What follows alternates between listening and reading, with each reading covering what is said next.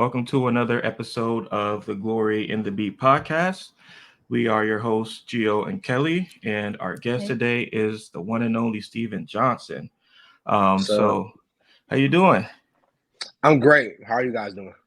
Hey, get in we're there. good. Yeah. Good. Yeah.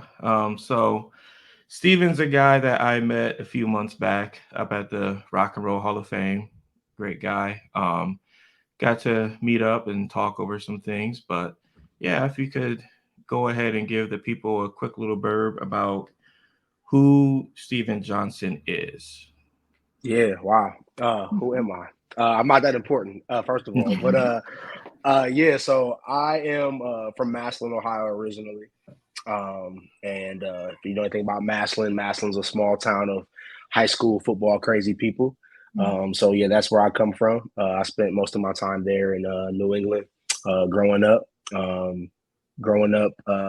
Dad wasn't around too much, so like me and my other friends, we really clung to hip hop and the culture of hip hop, and that's the language, um, for good and for bad, the dress code, the worldview, everything.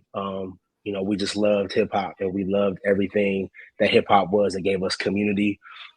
It gave us safety. I can often remember going from Rap City at 4 o'clock, 106 at 6, and then going to Monday Yeah. Night Raw at 8 o'clock, 9 o'clock on Monday nights, man. Best day of the And week. that was my life as a youth after practice, man. And that's just me, man. I'm a guy that I met Jesus very young, and I'm a guy that loves Jesus. I deeply love students and love mentorship and discipleship. I'm married. Um, been married for 6 years in November. We have a daughter who's 4, and I live in Akron now. So, yeah, coach over at Garfield High School, and do a lot of mentorship and discipleship there with those kids. So, yeah, that's me in the brief synopsis. Perfect. Yeah, Awesome. one of the reasons we wanted to get you on today was you have a heart for Christian hip hop, right? And that Yes, for is sure. something that we also have a heart in, obviously, and something that we special in. Yeah. So, you're talking about hip hop culture and everything kind of leads into the question of where were you before you found Christian hip hop? Man, so I would say like I grew up in church. I feel like I always have this joke, like I feel like poor and then black and brown folks like are like synonymous with God. Hmm. Almost like maybe like mainstream audiences are like synonymous with like Friends or like like Yeah. TV shows like that. So I feel like I grew up in church. Hmm. My grandmother was an usher. My mom really wasn't interested in God too much, because just things that happened with my grandmother, and she passed away. But I grew up in church, and it was fun for me. I had a deep sense of who God was at that time in my young age. I just didn't know properly how to live it out.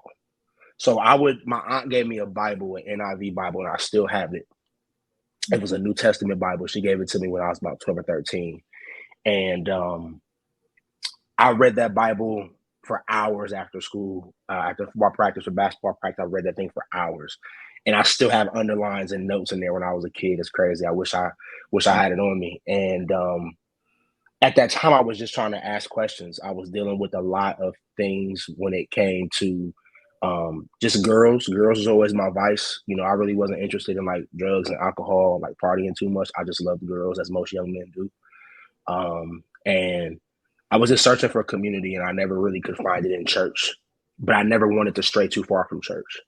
So before I was CHH, I would say I was just in the space of kind of one foot in the church and one foot out the church. That was kind Yeah, of my life before I heard Christian hip hop. I feel it. So then how did you get into CHH? Like where did the introduction come in and kind of walk us through that? Yeah, yeah. So crazy backstory is, so when I was like, I might have been like 14. So my church was having like this youth explosion. And my little cousin at the time was like, "Hey man, you should really listen to this Christian rapper." And I was like, "Okay, whatever." No, he liked Jay-Z, and everybody knows like Hmm. Jay-Z was always my favorite rapper growing up. So I was like, "Ain't nobody like Jay." So I was like, "I'll listen to it." So it ended up being the truth, moment of truth. Hmm. And I was like, yo, this is garbage. Like, I ain't listening to this, bro. He can't rap or whatever. So fast forward 4 years later, my senior year, end of my senior year is coming up. I had committed to go play junior college in another state. And I was kind of wrestling with my faith. And I was asking God, like, God, I don't want to be this hypocrite that I'm known as, like kind of 1 foot in, 1 foot out. Yeah. I was struggling with like pornography addiction really bad since I was like real little. So I was like, I just need something. But like, if I can't see myself in this thing, I don't know if I can be a Christian. I just don't know if I can be a Christian because the church wants me to be, you know, wearing suits and doing all these things that I just don't feel a part of. So there was one of my best, well, he's my best friend now, one of my best friends. His name is Skyler. I grew up with Skyler. We grew up in the same neighborhoods, everything. And I just wasn't friends with him. I thought he was weird. And my mom was saying, you should like talk with Skyler. And I'm like, I don't want to talk with him. So one day, the Lord being the Lord, I needed a ride home. My mom couldn't give me a ride home. So Skyler had this car. And I was like, yo, Skyler, can I get a ride home? And Skyler was known as like the nice guy, the Christian guy. I was like, yo, can I get a ride home? And he said, yeah. So that day, he played Lecrae and Tadashi Unashamed on After the Music Stops. And it changed my life. I feel like the Lord heard my prayer that day. And I started rapping with them and doing this gospel rap ministry. And it gave me community. It gave me a brotherhood that I never had before. So yeah, I would say that like I met the Lord really young, but I was committed to the Lord at 18. That's when I got committed to the Lord. Okay. Cool. That's awesome. Yeah. Thank you for sharing that. Yeah, no problem, man. No problem. I love that story. I feel like it's like my origin story. And I can remember how I felt. Like how I felt. I remember the weather that day. It's like time stood still. And I was automatically consumed. Like I went to my house and threw away all my Jay-Z CDs, all my Nas CDs, every secular album I had. I had like, that's back in the day when you had the CDs in the big in the CD. Yeah. I have all my burnt CDs from LimeWire, all my mixtape things that I made. Crashing computers. I just threw them. I threw them all away. And I immediately was like, I need this because this is fire. And like I can look back now and say at 14, my heart wasn't postured at the time to hear what the truth was trying to communicate. Yeah. But at 18, I was hungry for the Lord in my heart at that time. So, and the music was dope. Like I think, and we'll get into this later, but I think sometimes in Christian hip hop, like, you know, back in the day, we kind of fooled ourselves to an extent. Like the production wasn't there yet. Yeah. But at that time, man, the production was right for me. And man, the message was like, man, look, we love Jesus. We're gonna wear these baggy t-shirts, baggy jeans, and fitted hats. And we got some dope rhymes and we got some good beats, and it's gonna be undeniable. And it was undeniable for me. And man, I had the two best friends I ever had in my life to this day because of Christian hip hop. So yeah. It's fantastic. That's awesome.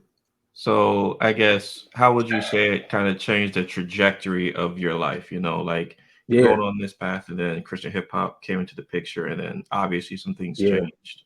But man, I wouldn't be a follower of Jesus now if it wasn't for Christian hip hop, and I can say that wholeheartedly. It discipled me because, you know, the church was afraid of me and my friends. They didn't know what to do with us, right? Like we were these young, you know, African American males. Like we didn't look the part. Yeah, like we just didn't look the part. Like we loved hip hop culture, and we still wanted to talk like hip hop, but we wanted to make hip hop righteous. So we still loved hip hop, but we were like, man, I'm not church essence. Like that's just not who I am. And the church just didn't touch us. So we would literally sit in my best friend's basement, Skyler's basement. And we would take like 13 Letters, Cross Movement albums, After the Music Stops. Trip Lee's first album was instrumental. Like every time I listened to his first album, if they only knew, I literally would tear up on a few of those songs because I knew where I was at. And Trip Lee like really fed me life because I was like, this dude is I'm 18, he, 19, 20, and then I go back and listen to the 116 compilation. He was 16 years old rapping, and like just to see somebody my age, man, that was like representing the Lord, man, and was dope with on the microphone, man. Like it just it did something for me. That like the church as we know it, right? The building could never do for me. Mm-hmm. It could never do for me. And it gave me a community, and that's what discipled me. Was those albums, man. Like, and I wouldn't say that's like the way it should go, right? Yeah. It's that's why my heart for discipleship, especially with young men in the city, is so hard pressed for it now, because my experience was an outlier. It's not an experience I would say people should do. I believe in the local church. I believe that it is the lifeblood of the Lord Jesus. Like, that's something we should do. But like, me and my friends weren't going to sit around and wait for our pastors to get on a boat with this thing. Like, we were, all right, well, we'll just take our faith in our hands and we'll just listen to all these scriptures. And then from that, we got introduced to, John Piper, Johnny Mack, all these pastors that was on sermon jams and that we listened to. And we were like, man, like, I'm a Calvinist. Didn't know I was a Calvinist at the time. It's CHH, man. Like I said, man, I wouldn't love Jesus. I wouldn't be a committed husband. I wouldn't be a committed father. I wouldn't be committed to the process of righteousness and sanctification if it wasn't for Christian hip hop, man. So, yeah. That's great. Yeah. So, I kind of was curious to know, like, you were talking about just the element of discipleship and how you didn't really maybe feel like you had that at church necessarily. So how have you, I know you mentioned you really like discipleship, like you have a heart for that now. Are you utilizing that in any way at the moment? Yeah. So right now, I'm a high school football coach at Garfield High School. And I work for Fellowship of Christian Athletes. So being a former athlete and a coach and things of that nature, it just gives me an opportunity to be in the dirt and do grassroots with kids and coaches, and being able to walk with coaches as well and kind of help them through the process of what it looks like to disciple young men and women. Excuse me. And because for me, like I said, like I wish people weren't afraid of me when I was that young. And a part of it, right, is to like, I was dealing with a lot of abandonment issues as a young man with my dad not being around. So like, I wanted my dad more than anybody. So like, even the men the Lord tried to put around me at the time, I didn't really want them. I kind of shunned them away. So there were men that were trying to come around and trying to understand me. But I just didn't want them. I wanted my father. So for me, it's all about mentorship and discipleship. Once we get these young men and women to accept Jesus, and once their heart is postured and ready for that, but even beyond that, just being where they're at. I think Christian hip hop and just art in general, not just hip hop, but any artistic thing that we can do for the Lord can meet people where they're at. Like, I think too often, the church is like, come to church, and it's like, we have all these fancy programs and all this, and it's like, well, I mean, I don't love your Jesus, so why would I come to your church? So what can I do to love my neighbor? What can I do? Oh, I can, show you some music, or I can share with you a podcast, or, I can share some stuff with you I've learned and invite you into a conversation and invite you into a relationship, honestly, with just, I know Jesus, or this person knows Jesus. Let's just meet and let's talk and let's have fun. And then I pray through the Spirit that, one day you'll accept the Lord Jesus, and we can praise him together, man. So that's where that heart of discipleship comes from. Is, like I said, is my own personal conviction and my own story of just not having it, and not really seeing it. Absolutely. I mean, discipleship is huge. Have you been able to pull CHH at all into any of your discipleship with these kids? Yeah, for sure. Like for me, and how I do it on levels. So like, like there are like, because I'm a relational person, so like I know I'm not gonna give kids like Eshawn Burgundy. Like I love Eshawn Burgundy, right? Absolutely. Eshawn Burgundy is like high theology. Like, I'm not gonna bombard them with Eshawn. And most of these kids, like, they don't like that kind of hip hop. So Yeah. I have to dig into a lot of CHH that I personally sound wise don't care for because I'm 33 and I'm older. But like, Sure. so I may give them a 1K few, or I may give them a, I really started getting into Aha Gazelle lately. I didn't like him at first, but I started liking him lately. What's the guy's name? Tory Deshaun just signed with Indie Tribe, or anybody like that, where I feel like I know these brothers and sisters. Like my wife, she loves Portia Love. So like for the girls, like I'll give them like Wanda or artists like that, where I feel like when the gospel is being presented, but they just may not realize it. And then like once they get hungry for more, you know, I'll give them a little more. I might give them a Trip Lee, where it's like it's still, you know, really phenomenal content, really good music, really good lyrics, but it's more Jesus heavy. Have they been like receptive to it? Like when you, because is this like new for them? I would take it. Okay. Yes. And what I realized is like, and I realized it for me, right? Like you're like, what you listen to, what we ingest is a reflection of your heart. So it's like these kids, they live around and they listen to death, murder, you know, womanizing. That's all they know. That's all they see. So when you're trying to give them another outlet artistically, they push back and it's like, oh, it's whack. That's what I did. Right. That's what I did. Like, oh, I don't want to listen to it. It's whack. But in reality, I didn't want nobody telling me that, hey man, like the Lord loves you, and the Lord loves you so much that he wants to get rid of this thing called sin in your life. And this is how sin is damaging your life. But in reality, like I wanted to watch porn. I wanted to womanize. Like I wanted to do all those things. So I didn't really want anybody to tell me that, hey, there's another alternative. Right. So, and like I said too, like I'm huge on relationships. So that means like I'm not huge on behavior modification. Like that's the Spirit's job to modify people's behavior. You know, I'm just here to offer an opportunity for you to be able to hear the gospel in your context. And so that's what I try to do. And if it's kids in my car, and I've done this for years through mentorship, you know, there's young men back home that I've mentored. They're like in their early 20s now, but I've known them since they've been 12. But they would get in my car and they would know, like, you know, we're not playing, you know, Lil Baby, we're not playing Dirk, we're not playing none of that. You're gonna listen to what I'm listening to. And you're gonna give it a chance. And at first they didn't want to, but after a while they were like, oh, this is actually kind of dope. And that's because we spent time just together and they trusted me. And they knew I wasn't gonna just give them, you know, whack music. So I over time and through relationships and trust, the kids respond. I started playing Star Ringo in the weight room like last week. And they were like, man, who is this? He don't cuss though. Like, who is that? And that's when I'm like, yeah, this is Star Ringo. Like, oh, he's nice. Can you give me like all his music? So now so then they go back and look at his music, and then they say, oh, who is this Gazelle guy? So then you go back and look like that. So I try to leave trails for kids. To other artists within that bubble, or within that, I would say, level, until you get to like the mastery level, where, you know, you get to the Ishans, or you might get to the Shalins, or you might get to the people who are really, you know, giving high theology in their rap, but like they're not ready for it quite yet.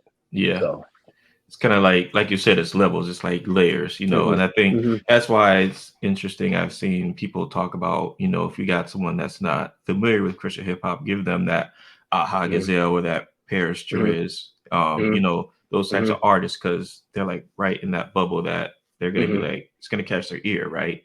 Exactly. And then from there, it's kind of just leaving little breadcrumbs as they get deeper and deeper, you know, and Right. And I'm grateful for like Paris Therese and, you know, all these artists, because like when I started listening to CHH, there was none of that. It was just, look, we're going to give you the systematic theology. I'm gonna give you the tenets of the faith, and all, and there was none of those things. And like I look back and I'm like, man, like the negative side, well, not the negative side, but the other side to that era was, even though it was the golden era, and I would argue it was probably the best era of CHH to me, because it was pure. But like I feel like that era produced a lot of entitlement and a lot of self-righteousness.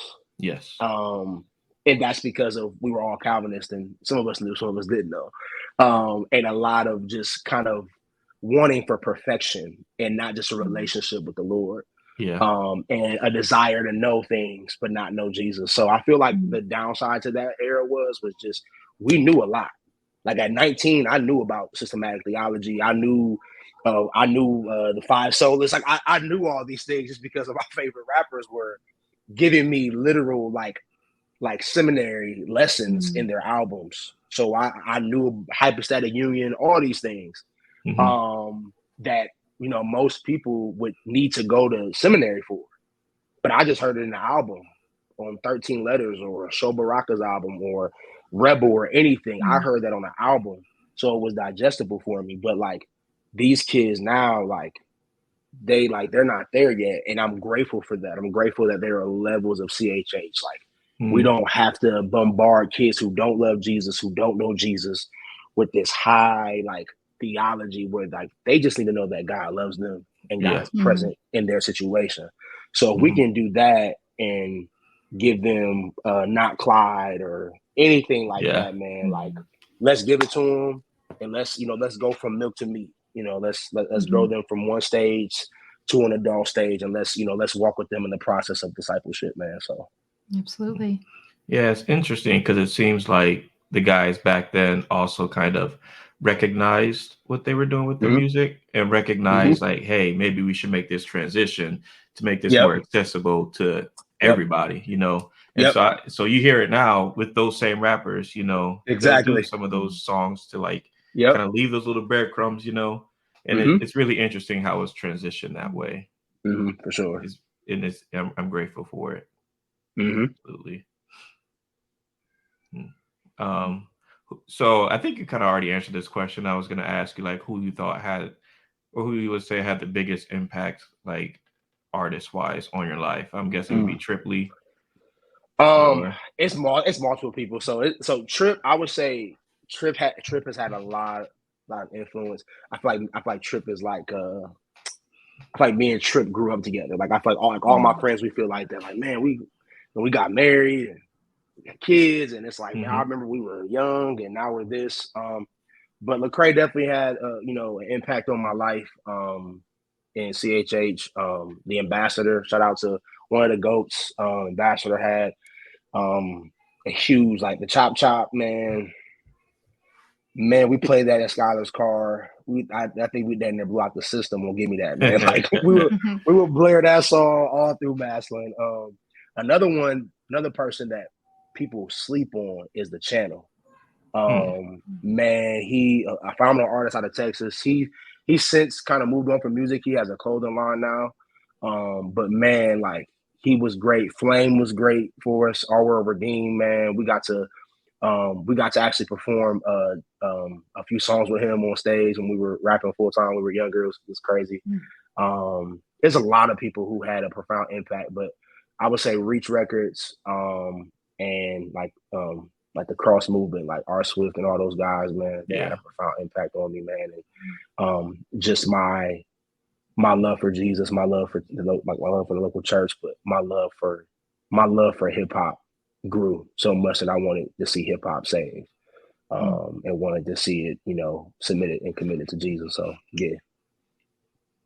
Okay. Kind of switching gears here a little bit, kind of going Mm-hmm. back to where you were talking about how the church kind of didn't know how to handle or interact with you, right? Yeah. And I think that's something that still goes on with hip hop culture in general, right? Mm-hmm. We still Mm-hmm. see a lot of churches resistant to CHH, right? Mm-hmm. And I Mm-hmm. think even the ones that do embrace look at it as, oh, this is just something fun for the kids, something like before we Mm-hmm. get to the meat, right? Right, right. And it's like we really want to try to engage in that and be like, no, no, no, no. Like this Mm-hmm. is real life. One, it's Mm-hmm. worship, right? Mm-hmm. And two, this can really change people's lives. It's not just fun time for, your kids to Mm-hmm. be entertained before you get Mm-hmm. serious. Like Right. this is real life art. And like, so I guess how would you talk to that audience, right? Like how would you say one, CHH is important, right?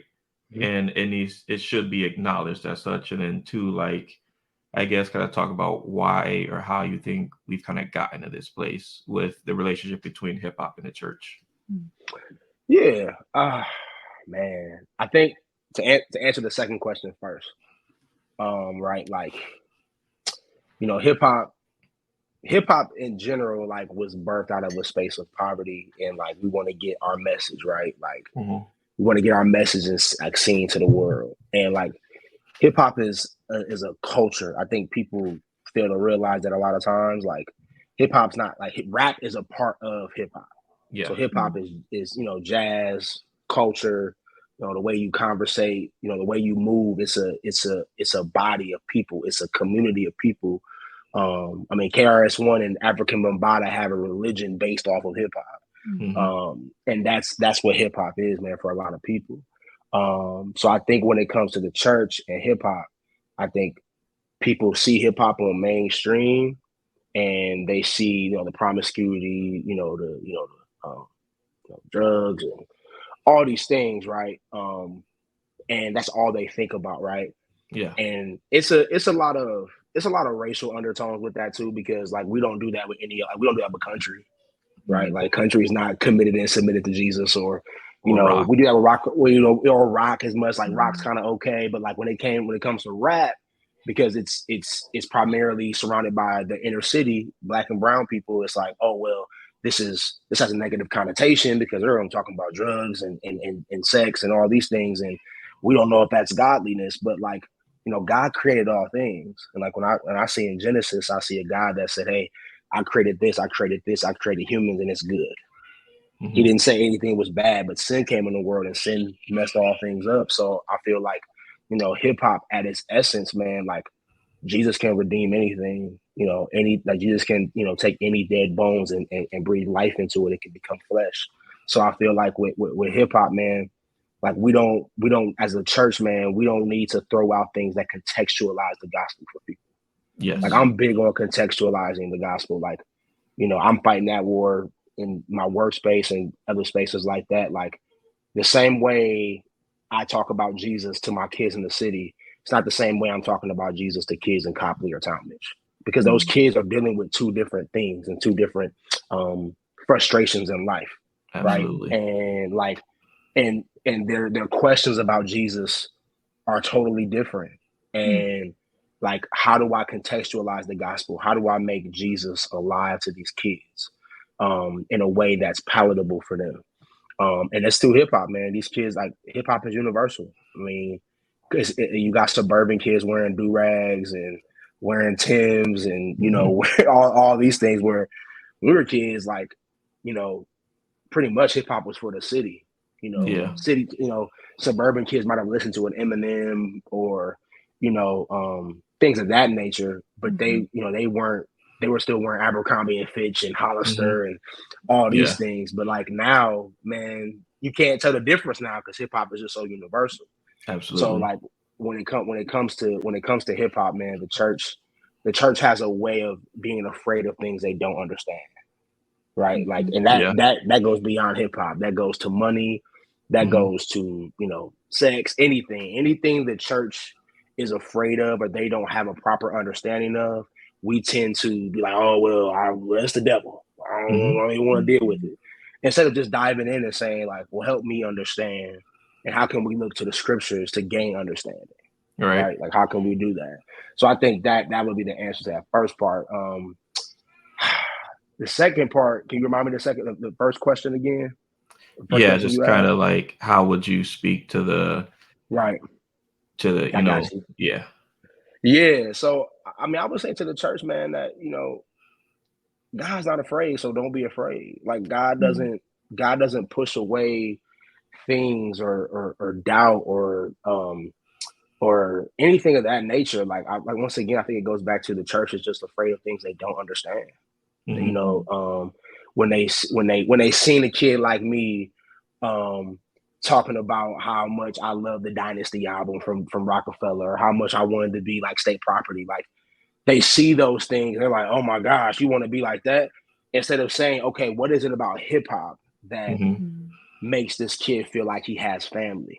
Right? Like, what is it about hip hop that makes this young man feels like he has a safe space? Okay, he feels seen. He feels heard. He feels represented.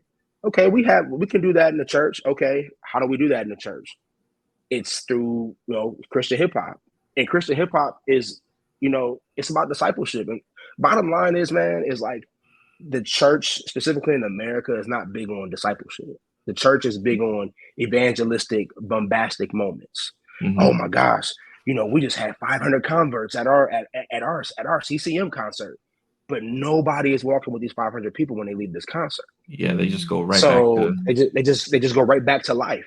Mm-hmm. And they had this moment with Jesus that was real and it was tangible, and they know the Lord was there.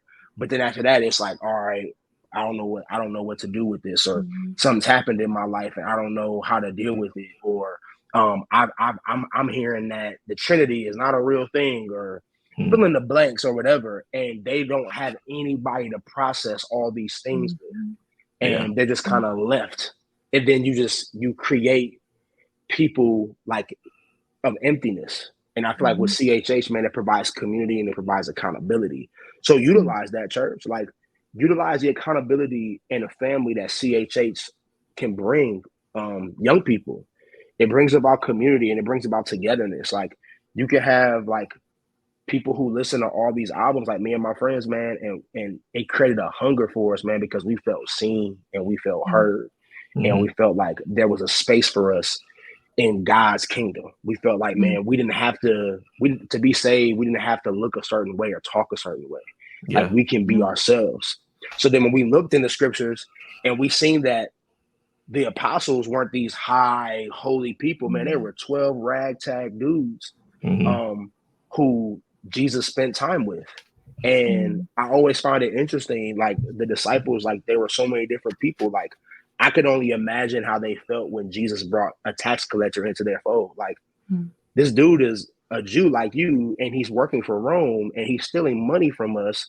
He's taxing us, and you want to bring him into this fold with us? Like, why? Like, what are you doing?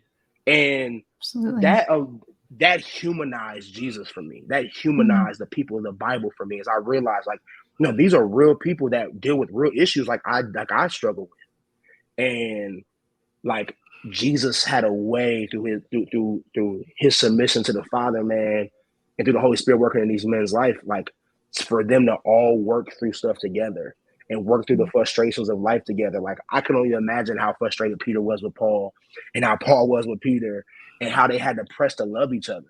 And like I said, the church as at large, man, like, and that goes beyond, like I said, CHH, man, like we struggle so much with like keeping unity and striving for unity, because it's hard. It's like it's not easy. It's not easy. And but to do the hard work to keep coming back to life group, to do the hard work to keep coming back to church when this person just made a post about, I don't know, Blue Lives Matter, or about CHH, or about culture that you don't agree with. It's hard to do life with them now. It's like, wait, I don't agree with you. But like, we don't keep the main things. We create these narratives that come from the outside world of the church, that they feed us, and then we forget what the Bible says about unity and about fighting for and bearing with one another and loving one another and being patient. Like, it ain't easy, but it can be done, because if those 12 guys did it and they had all these different reasons not to do it, then we can do it too. So, that's what I would say to the church, man. It's just like, CHH is a tool of discipleship, man. And I know in the church we're focused on evangelistic moments, because evangelistic moments give us money, and money brings revenue, and revenue brings more notoriety for people who want to be in positions of power. And discipleship is no metric. You can't provide a metric for discipleship, because discipleship takes time and it's relational. And the church the church at large is not interested in that right now in America. We're not interested in the relational aspect that is discipleship, because it's ugly and it takes time, and people have doubts and they have frustrations and they have questions, and they don't understand certain things about Jesus or about the church. And if we're honest, we don't either. Like, we don't know everything, but we're Christians, and we like to feel like I have it all figured out. And we don't want to let people into those spaces, man. So I think CHH needs to be used as a tool for discipleship. And if the church would utilize things like CHH, man, I think we could see a lot more sustainable disciples. and not just people who have these bombastic evangelistic moments at our church events or our church spaces. Mm-hmm. Sweet. Yeah. So kind of circling back to what you were talking about with like the frustrations and stuff with like being able to love and be in unification, we at Grimby have a heart behind that, right? Of trying to push the envelope of unity and coming together, right? And it's like, even myself, like you were talking about, you get on Facebook and you see something like a Blue Lives Matter post, and you're like, bro, and I go to church with you, Yep. and it's hard, like you said, even coming from someone like me who really wants to see unity and like just kind of Christians leading the charge in that, right? Because we should be. If not us, then who? If Christians aren't going to be the people to say the culture war, put the culture war down, right? What do we have in common? Our love for Jesus, right? And it's like that should be enough. But then, like you were saying, it's just so difficult, and like I guess like you said, hip hop is universal, right? So we really want to try to utilize that. Do you have like any thoughts on how exactly hip hop can be used to unify people? Because I know you mentioned like it being like a universal thing now. So yeah, I think a lot of things have to happen, man. I think honest conversations have to happen. Like, as Black and brown people in this context in this country, man, like our ideas and our passions have been stolen so much. And I get where it comes from because, I feel that too. I get frustrated about a lot of things, about a lot of lack of acknowledgement and like you don't feel seen and you don't feel like, and you feel like, man, like we've been doing that, but now it's cool because like for example, like I just saw I don't know, sorority from Alabama do the swag surfing stuff. And now all of a sudden everybody's like, oh, that was so cool. But like when HBCUs have been doing that for years now. A lot of years. And a lot of years now it's like a monetized cool thing now. So like I think we have to understand like the context we live in. Like we live in America, right? We live in a land of forced immigrants, right? And willing immigrants, right? Like some of our grandparents, they wanted to come here. They wanted to be here. Some of our grandparents weren't thinking about coming here and were forced to be here. And then from that, the generations after that, like, what generation after that, like there's still like there's stories being told, there's frustrations, there's joys, there's hopes. So I feel like before we can do the kumbaya of unity, we have to do the work of unity, right? And the work of unity is having number one, those hard conversations, but then also doing the hard work of how do we create Christ-like equity in the church and in these spaces. And that's just not about race, it's about women, because the stuff women go through in CHH is ridiculous. So absolutely, of men abusing power, men doing a lot of dirty, shiesty stuff when it comes to women. And as men, we're not doing our job in CHH or the church with protecting women either. And not just our wives, but women, our sisters in Christ, man. Like, we're doing things because, that's a potential wifey right there. So now I want to be her knight in shining armor. When it's like, no, like the pinnacle, I was having a conversation with one of my friends yesterday, like the pinnacle of Christendom is not being married, it's to pursue Jesus. So like in the church, we do this a lot of times where it's like we treat marriage as it's the end all be all. And when it comes to CHH, we see that happen with women. Like a lot of times, like if women aren't married and within CHH, they're not considered serious, or they're considered maybe you out here doing something trash. Or then we heard with the whole Gavi situation, what happened with Gavi and all that. And it's just like, man, like, how can we how are we letting the enemy in so much? And we're letting the enemy in so much because we're not working we're not working at the unity part. And unity is a constant, consistent work.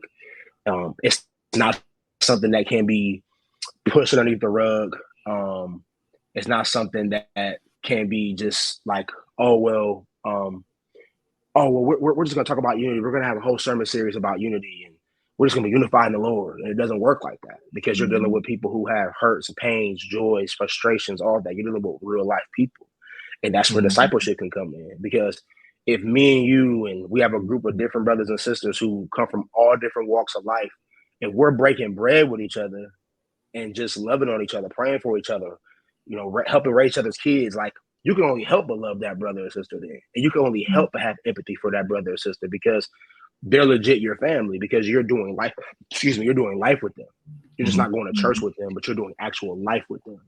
So I feel like, where Christian hip hop can come in at is that everybody loves music. Everybody loves, good beats and hopefully some good rhymes, man. So I think that's where it can come at, where we can kind of build a bridge there is just hip hop can be a conversation starter. And I think that's what hip hop is in general. Hip hop is a conversation starter. If we could talk about, hey, what's your top 5 CHH albums of all time? And not knowing that you voted for any Republican, I voted for this person. We don't even know that yet. Yeah. We just might have commonality of who the greatest rapper of all time is in CHH. And then we can talk about that. And then from that, right, we develop a relationship and a rapport.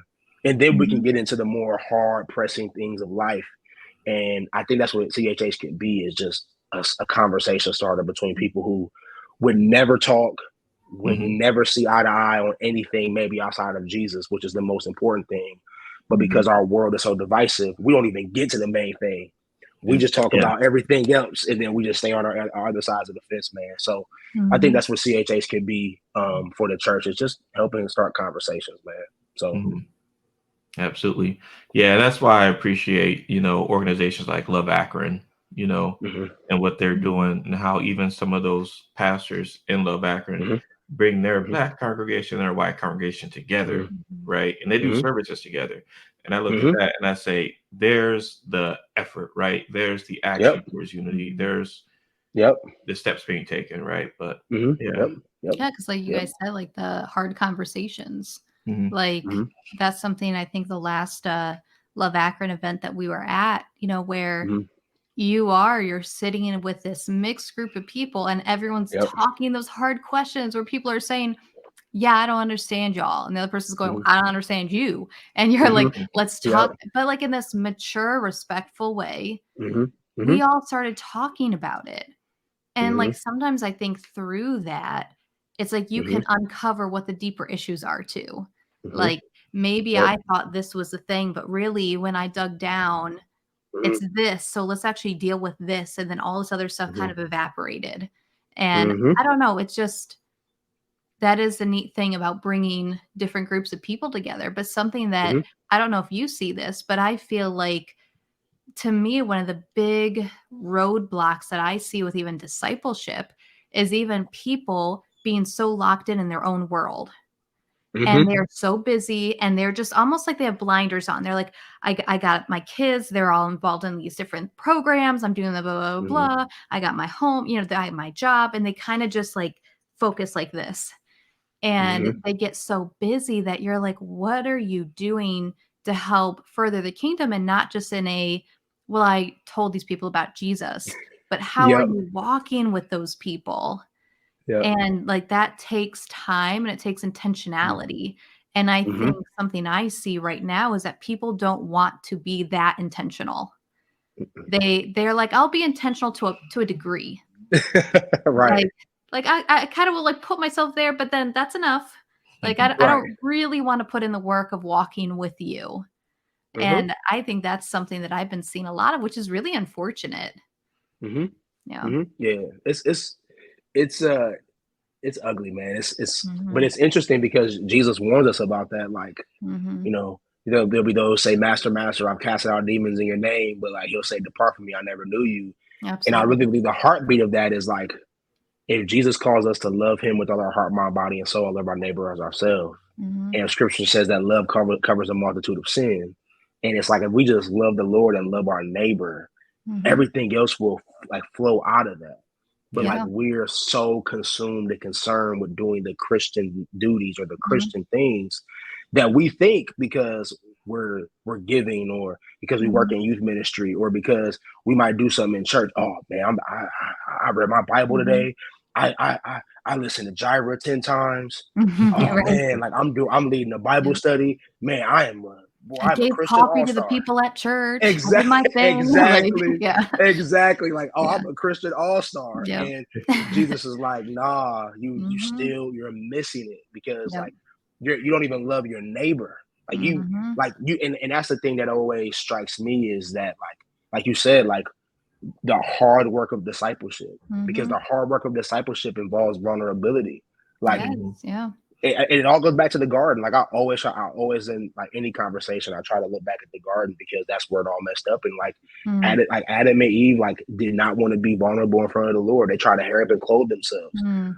And it's like, where are you? And like their sin didn't bombard God. It was like, okay, like I'm gonna hold you accountable. Yeah. At the same time, I still love you. Like present Yeah. all of me. Like present all of yourself to me. And I think that's what we don't do with each other. Like we don't share our hopes and our fears and our dreams with each other. Like we don't do any of that. Like we just kind of read the Bible and we all I think the scripture is saying this, but like nobody talks about like how they feel. Like I remember a time when I was at a church and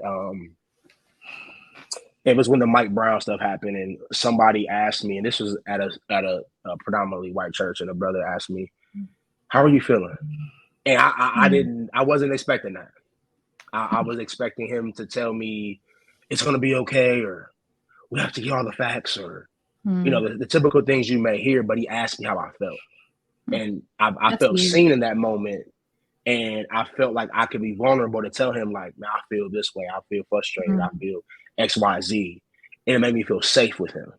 So I feel like we don't do the simplistic but hard work to ask, like, man, how do you feel?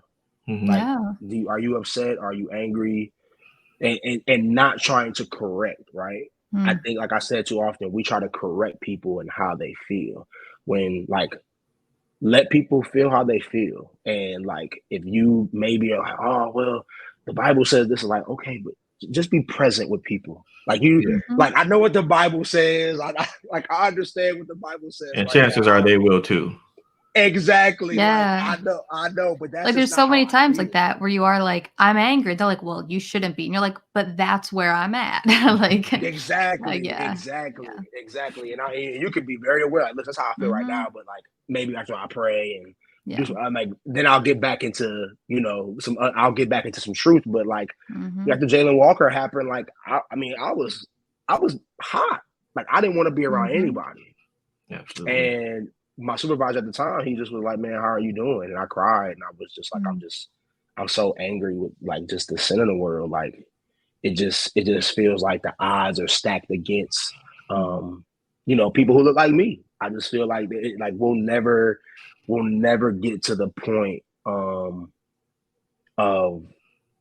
of caring for neighbor. Like we'll never get to that point as a world, as a society. And I was just feeling so hopeless. And like he didn't like try to tell me any type of thing. He was just quiet and listened, and we prayed, and that was it.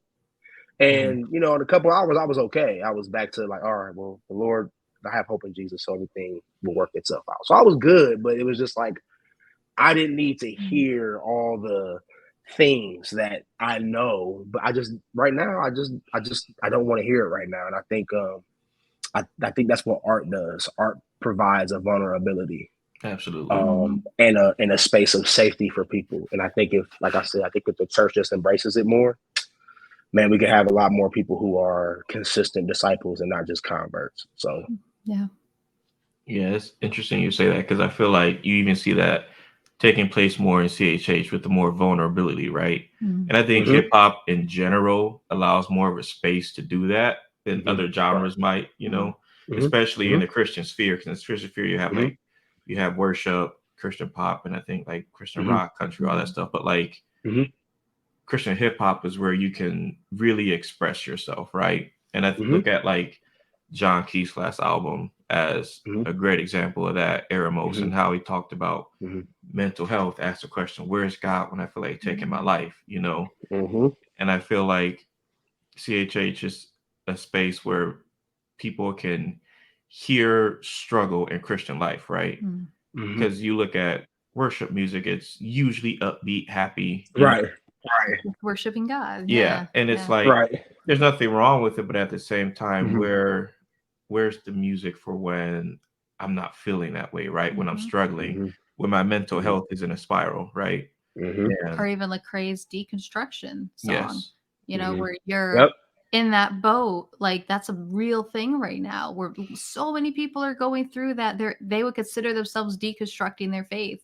Mhm. And I agree. It's like in worship, you don't like if you're in that boat where you're struggling, Gyra is not going to get you there. It's not going to like, Yeah. like that's a beautiful song. But if you're like, no, I'm really struggling with my faith, like at its root, you listen to a song like that, and all of a sudden you're like, this guy gets what I'm feeling. Like that's where I'm at. I'm questioning that exact same stuff. I'm wondering where God is. I'm wondering, why am I doing this? I'm wondering, it just it speaks in those different levels. Right. And that's what I'm about, like just contextualizing, because like we're all dealing with different things, and like I deconstructed, like years ago. I started deconstructing my faith, and like the people I went to, I was allowed to ask questions, and I was allowed to be kind of vulnerable and naked about certain doubts I was having. And I did a lot of good research, and I did a lot of things where I was like, okay, well, all right, so the faith that I have is true. It's just some tenets I was believing in wasn't really in the Bible. They were just like kind of church culture tenets. Yeah. And I kind of had to realize a lot of things. But it took me a safe space to be vulnerable to deconstruct. And I think because we have the other side of deconstruction, where it's people are deconstructing because they already don't believe, but they just call it deconstruction, and they're not even deconstructed in a healthy way. Like they don't get their Christian friends' perspective and maybe a new perspective they're looking into. They just only get the new perspective, and they don't even want to invite their Christian friends in. So like they're not trying to actually rebuild. Exactly. They're not trying to take the bad stuff down and rebuild in a healthy way. They just want to rip it down. Like, yeah, right. Rip it Exactly. down, watch it burn. Exactly. And I wish just be honest about it. Like, man, just say like, hey, I don't really subscribe to that belief anymore. So I'm just gonna move on. Okay, cool. Then let's not call it deconstruction then. Right. Yep. Well, all right. I don't want to take too much more of your time, brother. Did you have anything else you wanted to hit on while we're here? Man. Yeah, man. I feel like so. So one thing I love talking about Christian hip hop at is where do I think it's going? Yeah. I love that conversation. I love it because there's so many different thoughts and opinions. Like, absolutely. I don't know if you have seen Shobaraka's like manifesto to CHH. Yeah, I did. It was very interesting. It's so funny because just seeing old boy, I forget his name right now, in Indie Tribe. No big deal. His response. No big deal. His response, and I'm just like, but Show wasn't lying though. Like, I know why he got emotional. It's because as young people we're emotional, and we want to get defensive over people because we feel like they're talking about our friends. But like at the same time, like Show wasn't he wasn't wrong in what he was saying. Like, and it was satire, but he wasn't totally wrong. I think where we are missing from the era of the old CHH is I feel like artists are like afraid of inviting Jesus into their artistic space. And what I mean by that is like now where I feel like we're in a good balance, but I feel like people say, I'm just a rapper. I'm not a minister. I don't have a ministry. I'm just a rapper. Or it's like, no, it's a ministry. Your music is your ministry. Yes, like don't be afraid of that word. Like it's a ministry. Like what you're doing, like you're ministering to people where you're at. And I feel like the word ministry gets a bad connotation because it does. I've seen John Keefe say, I don't have a ministry, I'm not a pastor. Or, right, okay, but I don't have a ministry. But it's like, but you do though. Like the word ministry doesn't mean I'm a preacher or I'm a conventional preacher, I'm a conventional whatever, fill in the blank, or I have it all together. Yeah, I have a degree. It just means it just means I have a ministry to the Lord that's for the people, that's for the world. It's from the church, but it's for the world. And I feel like some of these brothers and sisters, they don't go to church. Like Show was right. Like a lot of these, they're not submitted to a church. They don't go to a local church. And you can just tell. You can tell the ones who like go, who are at a local church, who are building. You can tell the ones who kind of just do Christian art for the money, like because CCM will pay you right, especially if you get in the right space. Winter jam. And exactly, or like they do it because it's a good thing to do. It's a good thing to rap about God or be positive or whatever. But I think Christian hip hop is in a good space. I don't think it's in a bad space. I think So was right. Like we need guys like him. We need an ambassador putting out albums, even though I think the ambassador should kind of hang it up. I think the sound has passed him by. Yeah. His last album was not good. I think people are afraid to tell artists in Christian spaces that albums are not good, but I'm not one of them. If your art stinks, it stinks. Like I love you, God bless you, but this one just wasn't a good one. Yeah. But I feel like we need artists. Like we need a council. Because hip hop has a council, right? Like, Yeah. and we know who the fathers and mothers are of hip hop, right? Like, we can KRS-One and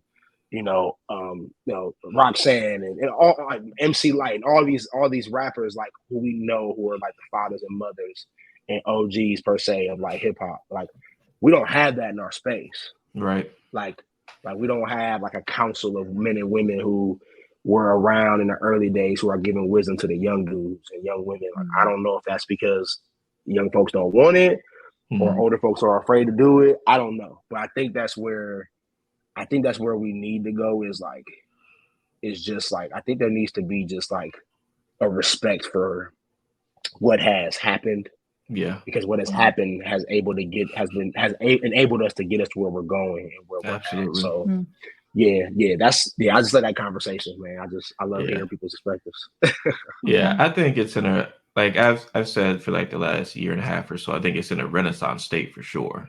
I feel like there's a lot of more artists now and a lot of good artists, right, with quality music, right? Yep. And I think it's on its way, not even say like looking for mainstream attention, but I think it's good enough now where that's a real possibility, right? Not that that's the goal, but like ain't no wrong with it, man. Yeah, you know what I'm Ain't saying? nothing wrong with it. Yeah, ain't nothing wrong with it, man. That's the other thing we're afraid of. Like I love that Miles Minnick is on like the Grammy board. Yeah, or the Bible app. Exactly, the Bible app. Like I love that. Like Miles Minnick is like, well, if Doja Cat can rap about satanic stuff, I can be bombastic about the Lord Jesus in my music and still get mainstream love. Like, there's nothing wrong with exactly. Like, and once again, I think the church is afraid of money. So when we talk about Christian rappers getting paid, I don't know, $500,000 for a show, it's like, oh, that's the devil. You don't want to get that much money. It's like, well, you having that much money, it may be hard for you in your heart, but maybe for this brother and sister, them having that much money just means it's more resources for the kingdom to use. Absolutely, just putting it right back in the ministry. Exactly. So I think, like I said, money and success is something the church doesn't have a clear theology on, and the theology on it is like it's the devil, it's wrong, and we don't want to have money. And it's like, well, I'm not a Mennonite, so like need money. I need money. So that's not like I don't need money. So I love what Miles Minnick is doing, because I feel like Miles Minnick he's building upon what Lecrae did, and like I love what like D1 is doing. I'm not a huge fan of his music like that, but like I love him. Like I love what he represents and like and how he has so much latitude within the culture of hip hop. Like he don't like his latitude isn't even in CHH really. His latitude is in the culture of hip hop. Like there's dudes in hip hop, you can hear it in his exactly. When talking, he's exactly. But like CHH don't love him though. Like not like that. Like CHH is just starting to be interested in D1, which I find interesting. I find very interesting. Like now, granted, he didn't grow in this space, but like he's overtly a Christian, very overtly a Christian. So I find it funny that CHH after all these years as a culture, we're just starting to like kind of embrace him, because for a long time we weren't. So I find it interesting how we're moving. That's why I said I think we need a council, man. I just feel like there needs to be a council of brothers and sisters who have been here for 15, 20 years, man, 30 years, man, who can at times kind of hold a press conference and when people start going astray. All right, come on. We gotta talk about this. Right, exactly. Exactly, man. That's great. Yeah. Well, all right, man. All right, I don't man. know if you had anything else. Kelly, you have anything No, I else? don't. You guys have anything else for me? No. All right. So Yeah, thank you for coming on and sharing Oh, your yeah. heart about Christian hip hop and even Yeah. just discipleship in the church. It's been really cool to hear your story with all of that. Yeah, for sure, Yeah. man. I'm working to put new music out. Working. So we'll yeah, look see. forward to that. Yeah. Yeah. We'll see. We'll see what happens. The Lord's been telling me about burying my talent. I haven't done the music in a long time. Yeah. So. And for those of you who aren't aware, this man is a phenomenal rapper. He played me some of his stuff when we got together a few months ago, and I said, "Bro, what are you doing? Like, why are you not rapping right now? You should be in the studio right now." So I appreciate it. definitely be on the lookout for that. You know, we're here to Yeah, support you and all your endeavors with appreciate that. it. So look forward to Yeah, that. appreciate it, man. I appreciate what y'all doing too. I love what y'all are doing, and giving a platform to Christian hip hop is needed, and a grassroots platform that isn't a Rapzilla or isn't the Absolutely. crew or anything like that. I think it's important for that to happen, especially in Ohio, man. Like we got a lot of phenomenal Christian hip hop artists in Ohio, and Ohio has legends from it. I mean, Swoop, Taylor Gray, Kriston Gray, Yavis. Like we have so many artists who have come from Ohio that are titans in Christian hip hop, but nobody realizes like Ohio is this great space for rappers, man. So I love what y'all are doing, man. So yeah, any way I can encourage or be a part, man, I'm definitely here to support it. Definitely. We appreciate you. Yeah. All right, man. So, all right, man. Yep, that's it for this episode, folks.